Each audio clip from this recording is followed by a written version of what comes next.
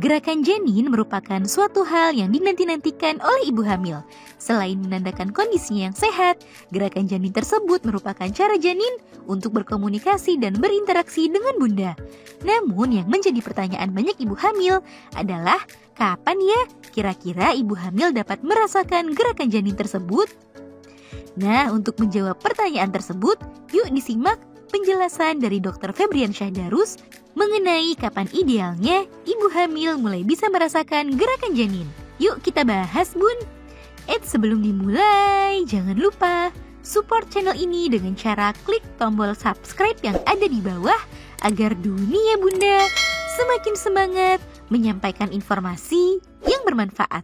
Kalau kita tarik mundur ya, bahwa janin itu sebenarnya sudah bergerak dari pertama kali masa embrio.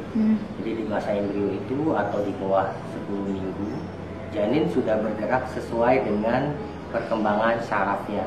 Tetapi pergerakannya di sini bukan pergerakan yang dilakukan secara volunter atau sadar, tapi karena pengaruh perkembangan saraf, terutama susunan saraf belakang dan otak bayi. Sementara kalau kita tahu bahwa untuk gerakan-gerakan yang sadar itu kan dikontrol oleh otak sebagai sentral dari organ tubuh yang mengatur pergerakan janin.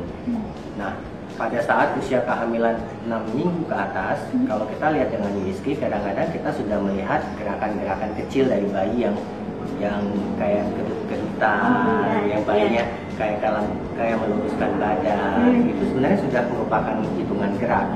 Tapi gerakan bayi di bawah usia 20 minggu, kadang-kadang ibunya tidak sadar bahwa bayinya sudah bergerak atau belum. Karena umumnya seorang ibu hamil baru bisa merasakan gerakan bayi itu pada usia kehamilan 18 minggu ke atas atau 20 minggu ke atas. Nah, sementara kalau gerakan-gerakan bayi yang secara volunter atau secara sadar dilakukan bayi itu baru timbul pada usia kehamilan trimester 2 dan benar-benar berasa gerakan yang sangat kencang pada usia kehamilan trimester 2 akhir.